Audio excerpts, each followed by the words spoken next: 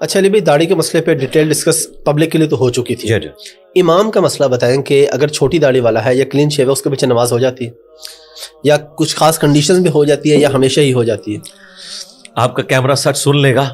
بالکل سنے گا انشاءاللہ. اور لاسٹ ٹائم بھی آپ کو پتہ ہے، آپ نے پوچھا تھا کہ سچ برداشت کریں. الحمدللہ سب چلا. ہم جس طرح کئی مواقع کے اوپر علماء کو علمی دعوت فکر دیتے ہیں، یہاں پہ بھی دیں گے کہ ہمیں وہ حدیث بتائیں جس میں لکھا ہے کہ داڑھی جو ہے وہ امامت کی شرط ہے. مجھے بتائیں، داڑھی منڈانا بڑا گناہ ہے یا جھوٹ بولنا بڑا گناہ ہے؟ جھوٹ بولنا قرآن میں لعنت آئی ہے، وعید آئی ہے. اگر جھوٹ بولنے والے علماء ممبروں پر بیٹھ سکتے ہیں اور ہمیں نمازیں پڑھا سکتے ہیں تو بغیر داڑھی والے کیوں نہیں پڑھا سکتے؟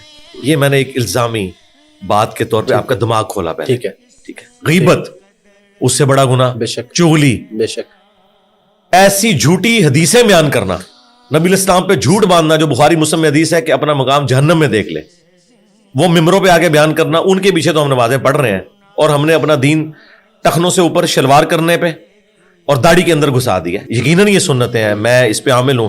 میں اپنی یونیورسٹی میں بھی کبھی میں نے اپنے ٹخنے ڈھانپے نہیں ہیں اپنی، یعنی کالج لائف ہم نے آپ کے پیچھے نماز پڑھی ہے، ہر نماز سے پہلے بھی بتاتے ہیں. ہاں میں یہ کہتا ہوں کہ یہ پروٹوکول ہے نماز. اچھا اب آپ اس طرف آ جائیں جو ہم وہ ٹاپک ڈسکس کر رہے تھے، امامت کی شرائط. تو مسلم شریف میں امامت کی 4 شرائط آئیں. ٹھیک ہے. نمبر 1، امام تم میں وہ ہوگا جس کے پاس قرآن کا علم سب سے زیادہ ہوگا. ٹھیک ہے. قرآن کے علم سے مراد قرآن کی قرات بھی ہے اور اس کا نالج بھی. اچھا، یہ عمل کی کہیں پہ بات نہیں ہو رہی. ٹھیک ہے. علم کی بات. ظاہر ہے عمل تو ہر بندے کا اپنا ہے نا جی. بے شک. میں کیسے کسی کو جج کر سکتا ہوں کہ یہ جو حافظ قرآن ہے یہ قرآن پہ اسی طرح عمل کر رہا ہے جیسا کہ کرنے کا حق ہے؟ مجھے کیا پتا وہ اپنی خلوت میں کیا ہے. اچھا، نمبر 2، قرآن کے علم میں بھی برابر ہو تو سنت کا علم. ٹھیک ہے. سنت میں بھی برابر ہو تو جس نے پہلے ہجرت کی ہے، یعنی جو اسلام میں سینئر ہے، ٹھیک ہے، اگرچہ وہ عمر میں چھوٹا ہو. ٹھیک ہے. اور اگر اس میں بھی برابر ہے تو پھر چوتھی شرط میں ہے کہ جو عمر میں بڑا ہو، لیکن یہ چوتھے نمبر پہ. ٹھیک ہے. تو امامت کی 4 شرائط میں نہ داڑھی آتی ہے نہ اور کوئی چیزیں. یہاں پہ داڑھیوں والے قرآن غلط پڑھتے ہیں. اب مجھے بتائیں، اگر آپ قرآن غلط پڑھ رہے ہیں، سورۃ الفاتحہ آپ کو صحیح طریقے سے نہیں آتی، اور آپ کی داڑھی اور پگڑی دیکھ کر آپ کو امامت پر فائز کر دیا جائے تو آپ تو اس کے اہل ہی نہیں ہیں. اس کی بجائے اگر آپ کلین شیو ہیں اور قرآن آپ کو اچھا آتا ہے تو آپ اہل ہیں. اچھا، یہ ساری بیماری سب کانٹیننٹ کی ہے. عربی کبھی نہیں دیکھتے داڑھی ہے یا نہیں ہے. ہاں، سعودی عرب میں آپ چلے جائیں، اس لیے کہ میرے بھائی وہاں دین گوالوں نے نہیں نہ پہنچایا، وہاں ڈائریکٹ دین آیا ہوا ہے. اور دوسرا، انہیں کوئی بتائے گا کہ مسلم شریف میں امامت کی شرائط یہ نہیں، اس میں داڑھی بھی ہے. یہاں تو لوگ دھوکہ دیتے ہیں نا کہ ہمارے بزرگوں نے کہا کہ وہ ملعن ہے، فاسق ہے، بلکہ یہ تو کہتے ہیں جو آپ کی داڑھی ہے نا اس کے پیچھے بھی نہیں ہوتی. ایسا ہی ہے. ہاں، ہم اسے کہتے ہیں اللہ کے بندو داڑھی سرے سے نہ ہو. یہ ایک الگ سنت ہے، اس کی امپورٹنس ہے. ہم تو اسے واجب اور فرض کے درجے میں سمجھتے ہیں قرآن کی روح سے، لیکن اس کا امامت سے کوئی تعلق نہیں ہے. امام وہ شخص ہوگا جو قرآن اچھا جانتا ہے، قرآن اچھا پڑھتا ہے، اچھے طریقے سے نماز پڑھتا ہے. میں تو یقین کریں کوئی آر محسوس نہیں کرتا. یہ غامدی صاحب سے جب ملاقات ہوئی تو میں نے کہا سر آپ نماز پڑھائیں، تو انہوں نے بڑا ایک ان کا سینس آف ہیومر بھی بڑا اچھا ہے. تو میں نے کہا میری آپ کے پیچھے ہو جائے گی، ٹھیک ہے، نماز ہو جائے گی. تو انہوں نے کہا کہ انجینئر صاحب میری آپ کے آگے نہیں ہوگی. اچھا. انہوں نے ریبٹل کیا مجھے.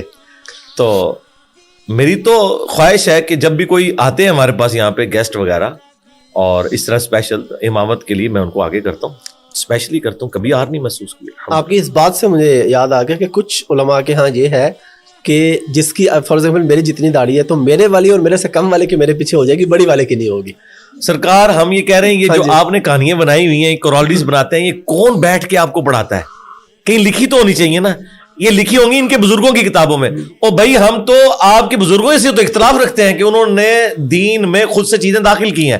دیکھیں دین وہ شخص بتائے گا جو ہمارا امام ہے، محمد رسول اللہ صلی اللہ علیہ وسلم، اور وہ قیامت تک کے لیے ہمارے امام ہے. بے شک. ٹھیک ہے، جدید سائنٹیفک فیکٹس میں وقت کے ساتھ ساتھ چیزیں ایکسپلور ہوتی ہیں، لیکن دین کے جو مسائل ہیں وہ تو فریز ہیں نبی الاسلام کی مبارک زندگی میں. دین مکمل ہو گیا. इमामों ने भी जो कंट्रीब्यूशन की वो जदीद मसाइल में जो आज obsolete है, आज के मेजॉरिटी हमारी जो चीजें हैं वो इमाम हनीफा, इमाम शाफई, इमाम बिन हंबल, इमाम मालिक को पता ही नहीं थी.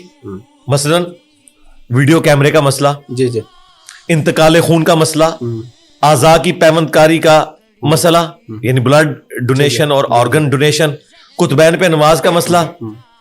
एक बंदे ने अगले दिन हमसे सवाल किया कि जी चांद पे जाएं तो किस तरह मुंह करके नमाज पढ़े, किबला कहां होगा.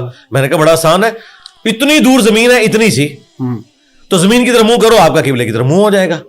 इतने लॉन्ग डिस्टेंस में मसला हल.